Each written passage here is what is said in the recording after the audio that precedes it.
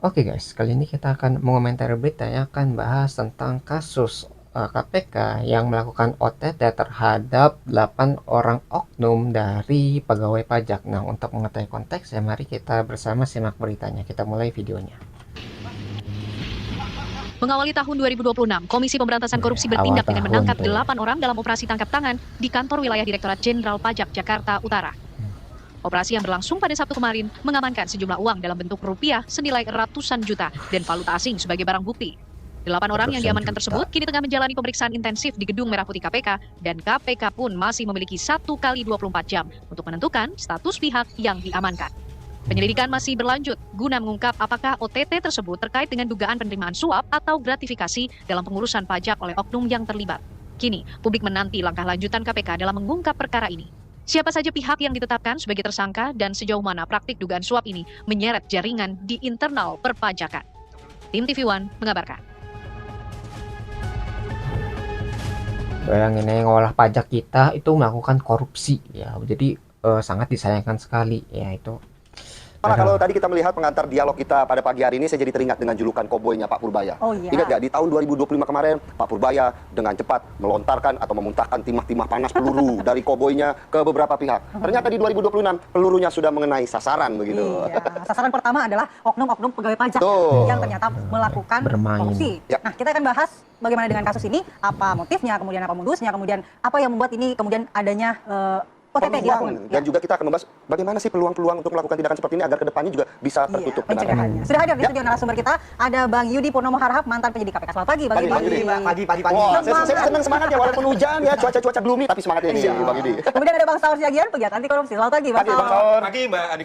Meriah sekali pagi hari Nggak ini. kalah semangat juga di kawan Bang Saur. Sebelum saya semangatnya Bang Saur, saya mau ke Bang Yudi dulu. Terkait data, terkait juga laporan bagaimana kemudian kasus ini bermula dan seperti apa kalau dari data yang dimiliki dari Bang Yudi. Ya, kalau ini bagi saya adalah bukti bahwa mafia pajak itu masih ada. Oke. Di tengah kondisi kita tahu pimpinan di Kementerian Keuangan, ada Pak Purbaya, ada Dirjen juga, Pak Bimo gitu kan, dan kemudian Sesdijen Pak Sigit yang berusaha untuk mereformasi. Ternyata di bawah masih bermain.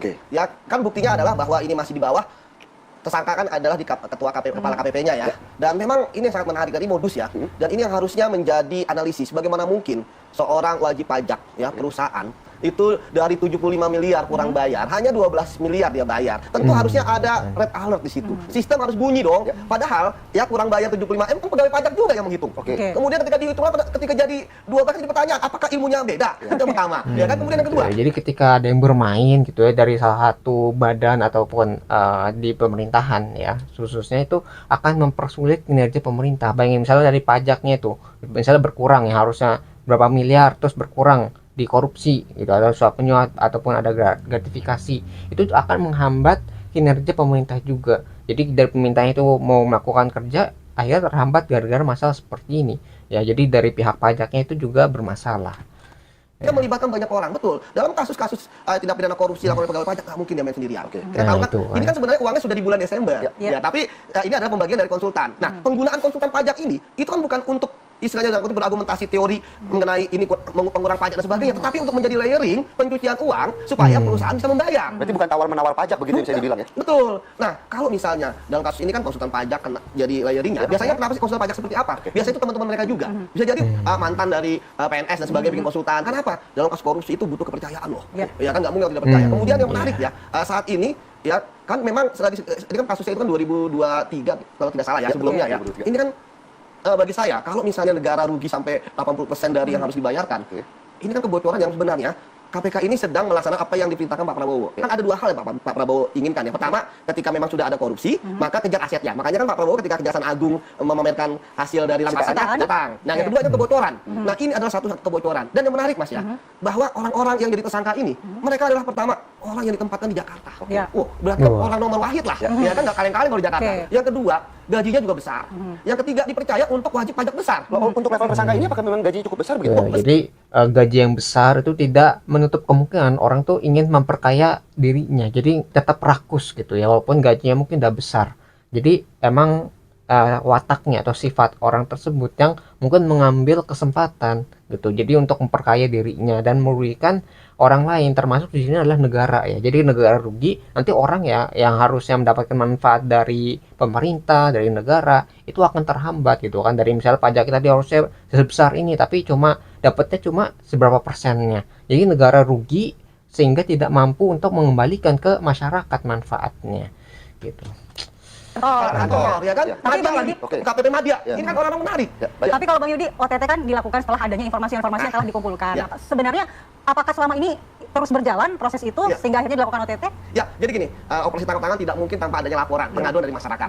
Entah itu dari masyarakat yang kemudian melaporkan karena tahu, ya, atau kemudian yang kedua, ya dari bagian pajak juga. Kan di pajak itu sebenarnya udah bagus, ada whistleblower. Kalau lihat para pemain-pemainnya, kan nggak banyak sebenarnya. Artinya kita berharap bahwa masih banyak kok orang-orang pajak yang bagus, Ya. gitu kan. Nah, ini bagi saya harusnya menjadi ya warning, ya, bahwa ketika ada hasil yang signifikan dari kurang bayar, ya disitulah harusnya ada red alert. Oke, Oke, baik. baik. Kita Langsung saya ke minta Bang tanggapan Bang Saur melihat bagaimana kemudian upaya dari Kementerian Keuangan, Iya, terkait iya. juga di Dirjen Pajak ini untuk mengurangi kasus-kasus serupa terjadi seperti apa? Bang Saur? Pertama, saya kira kita apresiasi dulu teman-teman di KPK ya. Oke. Karena bagi saya ini soal jantung yang selama ini digembong-gembongkan oleh Presiden. Kalau dibilang uang itu ibarat darah dalam tubuh, Ya. kalau darahnya terus disedot, kemudian orangnya mati. Dalam konteks analogi tentang keindonesian kita, negara kita ini bisa tutup, bisa bubar. Nah, yang kedua yang sangat menarik, Philip, dan juga Andi, ini menyasar kepala pajak, kantor kepala pajak seperti Yudi bilang. Kebayang nggak kalau kepalanya sudah main? Oke. Pengalaman saya, biasanya itu semua itu sudah terlibat. Oleh karena Di itu, bawahnya apa juga harapan daripada ikutan. Pak Purbaya untuk bersih-bersih? Saya pikir apa yang sedang disasar oleh teman-teman di KPK yang sekarang sudah menetapkan tersangka, harus ini bersih-bersih. Oke. Nah, kalau dulu memang ada yang sangat revolusioner yang kelihatannya tidak mungkin dalam konteks masih di Departemen Keuangan, yaitu Dirjen Bea Cukai, kalau tidak bersih nanti akan ditutup. Maksud saya begini, kemungkinan bahwa soal dugaan yang tadi yang Yudi bilang di kantor pajak ini masih jalan. Oke. Nah, oleh karena itu kita minta betul kepada Pak Purbaya, karena dia kemarin kan sudah dia kasih statement. Memang kita kerjasama dengan KPK, tapi masih ada dibilang bahwa kami juga nanti akan memberikan bantuan hukum. Menurut saya, dalam konteks begini tidak wajib yaitu kantor pajak memberi pendampingan hukum kepada dia. Karena apa? Dia juga punya hak sendiri untuk juga mendapatkan keuntungan pendampingan. Bisa kalau emang dia tidak punya uang, kemudian bisa LBH. Tetapi jangan sampai ikut kantornya untuk pendampingan karena ini konteksnya OTT. Mungkin Sehingga- pendampingan itu kontekstual, Bang, tergantung kasus. bukan? Ya betul, tetapi menurut saya ini kan sudah OTT, sudah sangat terang benderang. Menurut saya mestinya adalah ini kesempatan bersih-bersih, berikan kesempatan kepada KPK dan dia juga konsekuensinya untuk juga mendapat pendampingan hukum, yaitu misalnya jangan dari dari Kementerian Keuangan, sehingga tidak ada kesannya secara psikologis sepertinya ini tetap dilindungi. Itu penting menurut saya. Tetapi kan tetap dibutuhkan sinergitas yang cukup tinggi yang memperbaiki bagaimana kemudian kasus-kasus ini tidak kembali terjadi Betul. begitu antara Kemenku dan juga Dirjen Pajak. Betul, Bang Saur. saya sangat setuju itu. Namun karena ini misalnya jelas adalah soal katakanlah korupsi yang sekarang ini sedang digagas atau sedang serius mau diberantas oleh Pak Menteri Keuangan, biar artinya adalah ketika Anda melakukan tidak ada pantas Anda kemudian diberikan pembelaan soal kasus ini. Nah, tetapi dia juga bisa cari sehingga ketika ada anak buah daripada Pak Purbaya untuk melakukan ini, betul-betul dia sangat berjarak dengan kasus-kasus yang model seperti ini. Karena memang dia tiap hari kampanye, kita akan sikat kalau sampai ada orang percaya untuk melakukan korupsi. Bang gitu. Saur, dengan OTT ini Jadi harus ada orang yang bisa mengawasi dan bisa melaporkan kejadian-kejadian seperti ini. Karena kalau udah dalam satu bagian, satu badan, itu akan sulit untuk keluar. Misalnya dari kepalanya udah salah nih, menyuruh anak buahnya. Jadi anak buahnya akan terlibat, jadi komplotan gitu. Jadi kalau dia nggak mau bermain, mungkin akan dimusuhi atau akan dikeluarkan dari grup tersebut. Makanya jadi akan sulit gitu. Harus ada badan yang bisa mengawasi gitu ya. Jadi benar-benar punya kekuasaan untuk melaporkan dan mengawasi kegiatan ekonomi tadi gitu. Kalau misalnya nggak ada pengawasan gitu dari kepala yang udah bermain gitu, lalu siapa yang mau melaporkan, siapa yang mau menindak gitu ya. Jadi saling mengamankan. Jadi ketika aman ya akan sulit untuk dideteksi, dan ketika udah sulit dideteksi mereka akan terus bermain, memperbesar keuntungan, semakin merugikan negara ya. Jadi pengawasan itu perlu, dan setelah ada pengawasan ya berarti hukumannya juga harus diperberat ya, misal dimiskinkan gitu atau dicopot jabatannya dan sebagainya lah. Pokoknya jangan sampai kejadian-kejadian seperti itu terjadi kembali gitu, karena itu masalah uang gitu ya. Sampai bisa dipermainkan seperti itu, pasti banyak orang yang dirugikan dari kejadian seperti ini. upaya Kementerian Keuangan untuk melakukan bersih-bersih mungkin perlu lebih ditingkatkan lagi, agar tidak perlu sampai OTT nih, dilakukan pencegahan dulu dan Iya, yang lain. ya harus. betul. Artinya Akhir adalah menurut pencegahan. saya Pak Purbaya ini seperti ya minta maaf aja, seperti dikebiri aja ini gitu loh. Ini harus pukulan besar kepada Pak Purbaya karena memang dia memberi pesan moral dan setiap hari kampanye. Ini juga kesempatan karena seperti Yudi bilang ini kepala kantor pajak Jakarta loh. Karena wajib pajak kita yang terbesar itu ada di Jakarta dan dia harus total serius bersih-bersih dari dalam sehingga tidak harus dengan upaya-upaya eksternal OTT seperti ini untuk memberantas teman-teman di Departemen Keuangan khususnya di Bea Cukai. Baik, saya juga pajak. mau minta tanggapan dari Bang Yudi, apakah memang motif dan juga modus operandi yang dilakukan oleh Pak Oknum ini juga memang merupakan modus lama, cara lama begitu. Sesaat lagi Bang Yudi, tetap sama kami di Apa Kabar Indonesia Pagi. Indonesia Pagi. Bang Yudi, kalau terkait dengan OTT di perpajakan ini, ada nggak sih pengalaman kasus yang sama? Kalau kata Philip, ya Ini sepertinya modus pengalaman sih ya. operandinya sebenarnya primitif atau enggak begitu loh. Ya, ini adalah kasus yang sangat konservatif ya, sangat primitif dengan modus ya ketika ada wajib pajak ya, dia kurang bayar, kemudian diperiksa lagi, kemudian terjadi negosiasi menggunakan konsultan pajak, bayarnya ke konsultan pajak, nanti konsultan pajak yang bayar ke pegawai pajak kemudian bagi-bagi gitu ya. Dan benar yang dikatakan oleh Bang Saur bahwa Jadi ya udah sistematik. dan kalau gitu ya. bicara mengenai korupsi pajak pasti atasan terlibat karena ikan busuk itu dari kepala. Tapi kan tidak perlu membakar lumbungnya jika terjadi hama di sana. Sepakat, Ya. tidak perlu kita kan ini kan sebenarnya udah on track ya, bahwa Pak Purbaya sebagai Menteri Keuangan harus melihat dari helikopter view. Ya. Ternyata anak buah saya diomongin nggak bisa.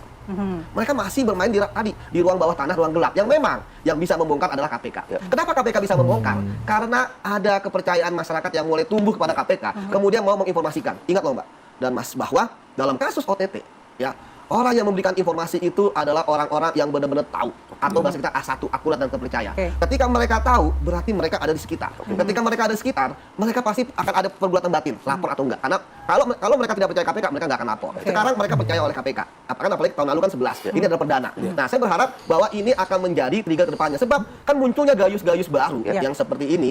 Ini kan sebenarnya artinya tidak ada efek jerah. Sebelumnya kita tahu ada Rafael Alun, ada Ada gitu lagi. Retno. Ya, itu sama gitu kan, modus dan sebagainya. Tapi kalau misalnya nggak ada efek jerak, ya itu pasti akan sulit. Maka tadi saya katakan kalau Pak Purbaya sebagai Menteri Keuangan tentu beliau tidak bisa dalam penindakan seperti KPK, ya. Tapi bisa tadi saya katakan bisa untuk membuat sistem pencegahan. Kayak tadi ketika ada penurunan yang sangat di luar logika, ya dari 75M ke 12M itu patut dicurigai. Kalau bisa langsung kantor pusat ambil alih ya pemeriksaannya itu. Itu yang pertama. Kedua, Itu pencegahan berarti yang bisa dilakukan dengan pengambilan alih ke kantor pusat ya. karena saya katakan kan mereka bermain di ruang gelap. Artinya kalau dari tersangkanya dilakukan oleh KPK kan nggak banyak, ya kan? Artinya tapi lihat ada modus yang paling penting ya, bahwa mereka coba untuk mengaburkan dengan tadi logam mulia, mata Bersari bawah cuci asing. ya. Dan Cuci ini uang bukan ya. yang pertama loh. Kan nyata dari 4M ditemukan oleh KPK sekitar 6M. Dan diduga ada yang lain. Artinya saya berharap bahwa Dijen Pajak ya, Pak Bimo yang saya tahu beliau orang yang tegas gitu ya, segera ambil alih KPP Madya Jakarta Utara itu ya, periksa ulang semua. Oke, Semuanya. karena Ya, jangan sampai masih ada ternyata oknum-oknum yang lainnya ya. Jadi benar-benar jangan sampai ada yang bisa kabur nih, para tikus-tikus yang tadi ya, yang bermain di dalam masalah pajak ini, masalah keuangan ini, itu jangan sampai ada yang lari, jangan sampai ada yang kabur gitu. Jadi semua orang yang terlibat di dalam situ itu harus ditangkap dan kayak harus dibersihkan, benar-benar bersih, sehingga orang-orang yang baik di sana itu akhirnya bisa menanamkan kaki gitu ya. Jadi bisa punya fondasi yang kuat gitu, karena dulu tuh sistemnya mungkin sangat kurang, orang-orang yang tadi ya yang jahat itu punya kekuatan sehingga mereka bisa mengendalikan badan tadi gitu. Kalau misalnya yang rusaknya itu semuanya dibuang, tinggal yang bersihnya saja. Jadi yang diperkuat di sini adalah orang-orang yang baik, orang-orang yang jujur, orang-orang yang punya integritas yang tinggi dalam mengatur uang tadi, sehingga mereka bisa punya kekuatan untuk mengendalikan badan tersebut. Sehingga kalau misalnya ada orang yang mau korupsi, orang yang mau menerima suap, ya itu bisa dicegah gitu. Jadi dari internalnya mereka punya imunitas untuk mencegah hal itu untuk tidak terjadi. Tapi karena tadi ya, karena tubuhnya udah sakit, dari otaknya udah busuk, akhirnya orang yang baik tadi itu tidak mampu untuk melawan balik gitu. Jadi kayak mungkin butuh bantuan luar nih dari KPK. KPK kan dari kayak pengawasan, pihak pengawasan gitu ya, yang masalah keuangan ini. Sehingga akhirnya dari KPK udah membongkar, wah ada nih, dan udah bisa di OTT. Nah, berarti nanti ke depannya orang-orang yang terlibat, orang-orang yang busuk tadi itu dikeluarkan, dibersihkan. Nanti orang-orang yang baiknya itu akhirnya bisa memiliki kendali untuk membersihkan atau untuk memperbaiki sistemnya. Ya mudah-mudahan seperti itu ya. Jadi ke depannya itu nggak ada korupsi seperti ini lagi. Baik, Bang Yudi. kelebihan 2M. Bang Saur, kalau kita berbicara kasus korupsi, Iya. moral, krisis moralkah saat ini Indonesia? Di samping itu menurut saya bukan sekedar Dirjen berkantor di Jakarta Utara, saya minta juga kepada Pak Purbaya seperti dia berkantor di BNI ketika melakukan serius ini. Karena dugaan saya gini, Pil, sama Mbak Andi. Sampai seorang kepala pajak di Jakarta, kelihatannya tidak mungkin dia melakukan itu kalau tidak ada cantolanya di atas. Ini momen of saja truth. ini kan Itu ya, putus backingannya begitu di gitu level ya. yang Tapi begini, organisasi ini kan organisasi yang sangat terstruktur. Paling tidak begini, budaya ini kan nyambung pertanyaannya pada Pil. Saya tetap pada standing saya disclaimers. Kejujuran itu tidak ada terkait akhirnya kepada tunjangan. Kan ini terbukti juga kan hakim-hakim kita udah diberikan naik tunjangan yang sangat luar biasa. Peristiwa kemudian ketangkap. Memang problem kita ini adalah apa yang dibilang oleh Pil, bahwa kita ini sangat krisis moral dan kalau ada harapannya kita kepada Pak Purbaya. Dia kerjasama dengan Pak Dirjen, bukan saja mengambil kasus ini secara simbolik mereka sekarang berkantor. Karena apa? Andalan kita sekarang ini di mana kita tidak apa industri kita sedang sangat luar biasa, sementara perjuangan kita untuk bayar pajak karena itu uang kita kan. Tapi selain itu, selain berkantor di situ, Iya. selain Bang Saur untuk menjaga integritas aparatur pajak ini kedepannya seperti apa? Karena kan bukan hanya di institusi perpajakan terjadi Iya. korupsi, di institusi lainnya juga terjadi. Ya itu deh. Makanya menurut saya perlu role model. Oke. Perlu ada keteladanan seperti Yudi bilang bahwa saat ini kita ini kan dalam kondisi setiap orang untuk cari kerja pun sedemikian sangat susahnya. Betul, setuju. Minta maaf ini, kemana-mana kita kan sekarang menjerit orang untuk hidup. Ya. Tapi ada orang yang sudah diberikan katakanlah jabatan iya, dan juga bersyukur tunjangan sangat luar tuh ya. biasa dan itu uang itu kan diambil dari penganggur yang dia sekali-sekali beli apa? Beli bayar parkir kan itu kemudian juga dipajak dan ini yang diembat gitu loh. Nah oleh karena itu salah satu juga kita berharap sebenarnya melalui ini dulu ada keinginan kita sudah berjuang sampai demo-demo namanya Agustus apa tuh? Tragedi Agustus itu salah satu adalah RUU perampasan aset. Oke. Ini segera diundangkan tidak boleh lagi karena apa? Dengan demikian tidak harus menunggu supaya kasus ini kemudian diputus dulu, segera disita ini sehingga orang betul-betul berpikir untuk melakukan korupsi kepada aparat yang diberi amanat dan juga kepercayaan gitu. Tapi kalau kemudian Jadi kayak RUU perampasan aset itu emang bisa mengambil aset-aset tadi gitu. Jangan sampai aset-aset itu dicuci atau disebar sehingga sulit untuk dikembalikan ke negara. Jadi kan bentuknya awalnya uang nih. Uang kalau misalnya diambil itu akan mudah kan. Tapi kan orang tuh akan berpikir nih, para penjahatnya akan berpikir dan mereka bukan orang-orang bodoh. Mereka adalah orang-orang pintar gitu. Mereka bisa mengolah ataupun merencanakan hal tersebut. Makanya uang tadi itu diubah ke bentuk lain, entah itu dari valuta asing, dari logam mulia, entah itu dari mobil mewah, rumah mewah itu kan. Kalau udah jadi barang seperti itu kayak dari KPK-nya, dari negaranya itu akan sulit untuk mengembalikannya ke negara gitu ya. Jadi RUU perampasan aset itu untuk mempermudah pengembalian aset tadi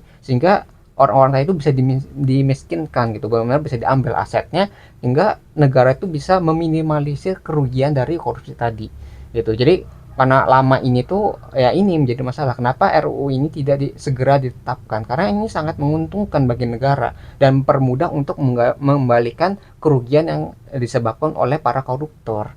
Nah itu yang harus segera disahkan ya, kayak RUU-nya harus segera dipercepat gitu, jangan sampai ditunda-tunda lagi karena udah lama banget ya, dari dulu dibicarakan begini dan begitu tapi tidak pernah disahkan, tidak pernah dipercepat, tidak pernah kayak ditunda-tunda gitu sampai belum disahkan sampai sekarang. Itu yang jadi masalah. bagaimana memutus begitu ya rantai korupsi seperti apa sih Bang Saur? Sistem yang cocok, sistem yang tepat supaya tidak ada lagi kebocoran di masa mendatang. Kalau saya dua hal gitu loh kan, saya berkali-kali mengatakan bahwa terlepas rejim kita katakanlah tidak harus katakanlah hukuman mati, tetapi dalam pasal 2 undang-undang daripada tipikor kita kemudian masih mengadopsi atau masih melakukan ini, lakukan hukuman seberat-beratnya, segera sita hasil daripada korupsinya, kemudian ketiga berikan keteladanan pada pemimpin kita. Ini saya kira tiga hal ini sehingga betul-betul harapan kita korupsi itu bisa kita kikis. Baik, Pak Yudi kayaknya ada yang mau disampaikan. Ya, sebenarnya di pajak itu masih banyak pegawai berintegritas. Saya kenal dengan beberapa. Tetapi ternyata mereka lebih enak di zona nyaman. Mereka ketika diberikan jabatan yang tempat-tempat rawan, mereka mau. suka. Ya kan, lebih suka tempat-tempat aman di Mungkin daerah. takut ya. Mungkin kalau takut seperti itu Pak Yudi ya. Godaan. Dan ini menarik bahwa berarti di kantor pajak media itu ketika ada banyak orang yang terlibat ya, artinya mereka punya kesesuaian, punya kesamaan. Oke. Jadi nggak ada whistleblower di situ, Oke. nggak ada mengingatkan. Ya tentunya kita berharap dengan sosok Menteri Keuangan sekarang Pak Yudi juga bisa menjadi warning, bisa menjadi tanda rambu-rambu stop deh untuk kasus-kasus serupa terjadi. Terima kasih. Terima kasih, Bang Saur, Terima Pak kasih Yudi. untuk waktunya pada pagi hari ini dan tentunya apa kabar Indonesia pagi masih akan kembali di Oke, jadi kayak mungkin bisa kita pelajari diskusi tadi tentang masalah korupsi ya yang terjadi di bagian pajak gitu, yang harusnya mengatur keuangan, yang mengatur ekonomi, tapi malah dikorupsi. Entah itu tadi masalahnya masalah gratifikasi, suap menyuap ataupun masalah lain yang harusnya uangnya berapa dapatnya tapi cuma sisa berapa persennya saja. Nah, ini yang harus ditelusuri dan jangan sampai terulang kembali di berbagai tempat karena ini udah merugikan negara gitu ya. Jadi yang bakal kalau negara udah rugi, itu masyarakat juga akan dirugikan karena itu pajak-pajak kayak uang-uang dari masyarakat juga gitu. Ketika uangnya diambil berarti nanti ada bagian masyarakat atau hak masyarakat yang diambil juga sehingga yang harusnya dapat uang, mereka dapat uangnya, dapat fasilitas, dapat uang pajak itu bisa dikembalikan kepada masyarakat, akhirnya tidak bisa dan masyarakat juga akan dirugikan dari masalah ini. Ya semoga masalah ini nggak terulang kembali ya, benar-benar bisa dibersihkan gitu ya dari pusatnya, dari kepalanya sehingga nggak terjadi di kemudian hari gitu ya. Ya itu mungkin yang bisa kita pelajari dari berita ini. Kalau kalian tertarik dengan sumber beritanya, link sudah saya cantumkan di deskripsi video. Mungkin sekian yang bisa saya sampaikan. Semoga videonya bisa bermanfaat. Kurang lebih mohon maaf. Kita ketemu lagi di pembahasan selanjutnya. Insyaallah.